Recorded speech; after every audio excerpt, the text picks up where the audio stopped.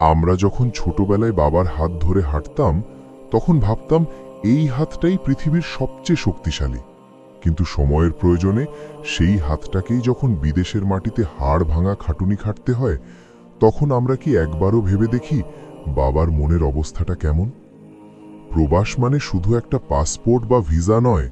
প্রবাস মানে হলো নিজের কলিজার টুকরো সন্তানদের দেশে রেখে হাজার মাইল দূরে একাকিত্বের নরকে বাস করা। একজন বাবা যখন প্রথমবার বিদেশ যান, তিনি তার ব্যাগে শুধু কাপড় নিয়ে যান না, তিনি নিয়ে যান এক বুক দীর্ঘশ্বাস আর পরিবারের সুন্দর ভবিষ্যতের দায়িত্ব।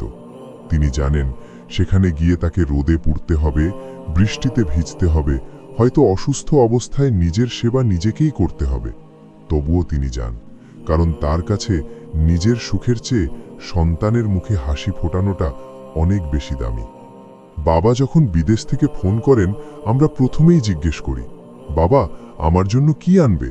আইফোন আনবে নাকি ল্যাপটপ? কিন্তু আমরা কি একবারও জিজ্ঞেস করি, বাবা আজ তুমি কি খেয়েছ?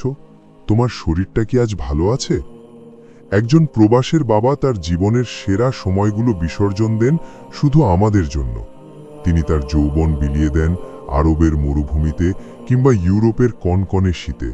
তার চোখে পানি এলেও তিনি সেটা লুকান, কারণ তিনি জানতেন তার এক ফোঁটা চোখের জল দেশে থাকা তার পরিবারের সাহস কেড়ে নেবে।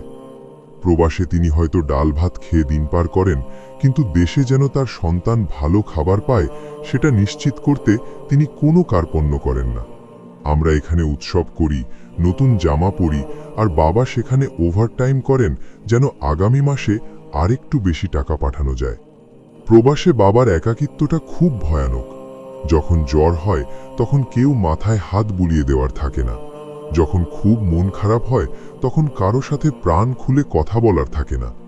রাতের বেলা যখন সবাই ঘুমিয়ে পড়ে তখন একজন বাবা হয়তো তার ফোনে থাকা সন্তানদের পুরনো ছবিগুলো দেখেন আর নীরবে চোখের জল ফেলেন। আমরা যারা দেশে আছি, আমরা কি বাবার এই ঋণের কথা কখনো ভেবেছি? আমরা কি বাবার পাঠানো টাকার সঠিক মর্যাদা দিচ্ছি? মনে রাখবেন, বাবার পাঠানো টাকাটা শুধু টাকা নয়, সেটা বাবার শরীরের রক্ত এবং ঘাম। আপনি যখন আজে বাজে কাজে সেই টাকা নষ্ট করেন, তখন আপনি আসলে বাবার জীবনটাকে নষ্ট করছেন। আজ এই ভিডিওর মাধ্যমে আমি সকল প্রবাসের বাবার পা ছুঁয়ে সালাম জানাতে চাই। আপনারা সত্যিকারের হিরো।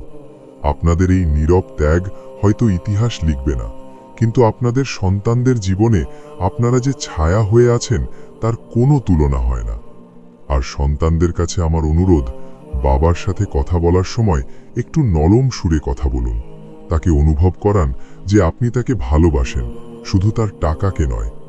আপনার একটা মিষ্টি কথা তার সারা দিনের ক্লান্তি দূর করে দিতে পারে। সময় থাকতে বাবার মূল্য দিতে শিখুন। প্রবাসের ওই মানুষটি যেন কখনো অনুভব না করেন যে তিনি একা।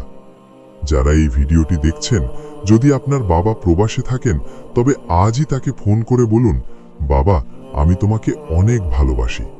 বিশ্বাস করুন, আপনার এই একটা কথাই হবে তার সারা দিনের উপার্জন।